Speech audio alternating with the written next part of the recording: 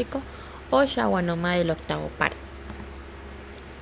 Bueno, a manera de introducción, los schwannomas o neurinomas son neoplasias que se originan en la cubierta de las células de Schwann de los nervios craneales, raíces medulares y los nervios periféricos. Esta es una neoplasia benigna que se origina de la rama vestibular del octavo nervio craneal, es decir, el que conecta el cerebro con el oído interno, cuyas ramificaciones actúan de manera directa en la audición y el equilibrio. Este es un tumor frecuente y de lento crecimiento. Epidemiológicamente, este constituye aproximadamente el 8% de las neoplasias intracraneales y del 80 al 90% de las tumoraciones del ángulo pontocerebeloso, que pues esta es una zona de la base del cráneo posterior en íntima relación con el cerebelo y la protuberancia o puente del tronco cerebral, pues de donde se deriva su nombre pontocerebeloso, que es el que está señalado en la imagen.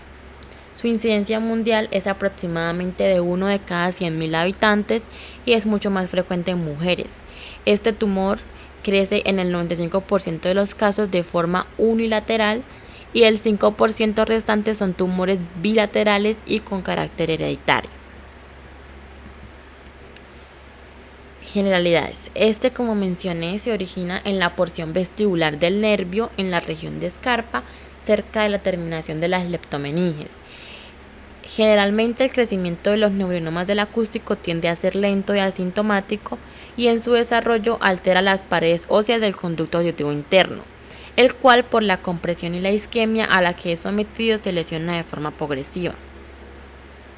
Normalmente el crecimiento tumoral se efectúa hacia el ángulo pontocerebeloso por ser la región de menor resistencia, y la dirección que tome al salir del conducto auditivo interno determinará la afección de otros nervios craneales. En cuanto a la velocidad de crecimiento, es porcentualmente mayor en personas jóvenes y de menor velocidad en adultos mayores. Se dice que pueden influir factores como lo son el factor hormonal, el sexo y la edad, viéndose que pues es más frecuentemente en jóvenes tumores de mayor tamaño que en adultos. En cuanto a las manifestaciones clínicas, la afección del octavo nervio craneal suele iniciar con una pérdida de la discriminación del habla, misma que está desproporcionada al umbral auditivo, evolucionando finalmente hasta una hipoacusia neurosensorial. Como segunda manifestación más frecuente, encontramos el acúfeno, precediendo en ocasiones a la hipoacusia.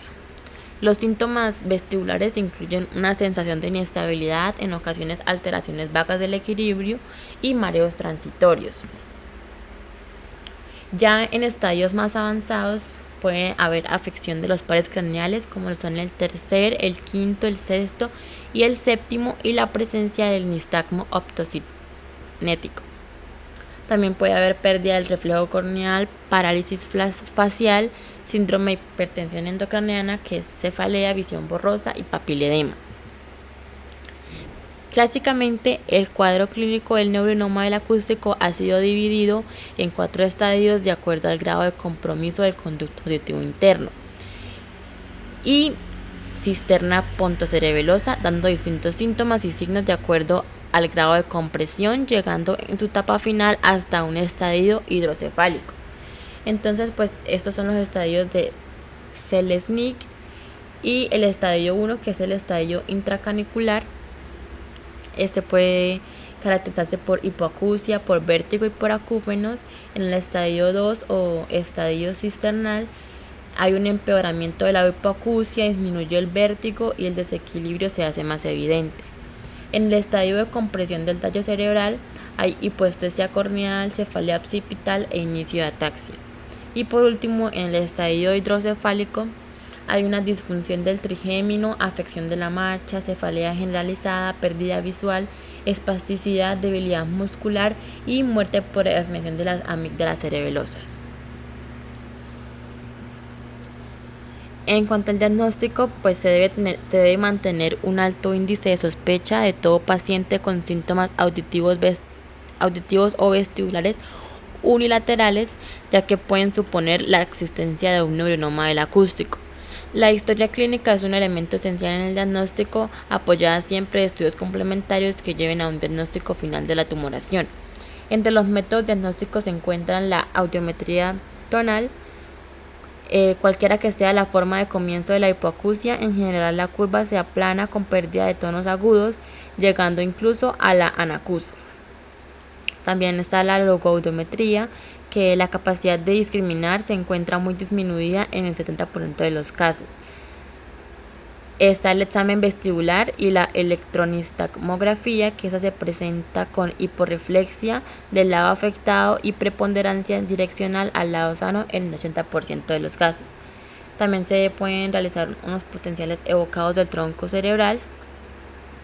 Este evalúa no solo la configuración de las ondas, sino también fundamentalmente los tiempos de latencia, tanto relativos como absolutos, y pues las alteraciones más frecuentes encontradas aquí son una conducción central aumentada mayor a 0.4 milisegundos al lado contralateral. Solo hay aparición de la onda B y no hay aparición de ondas.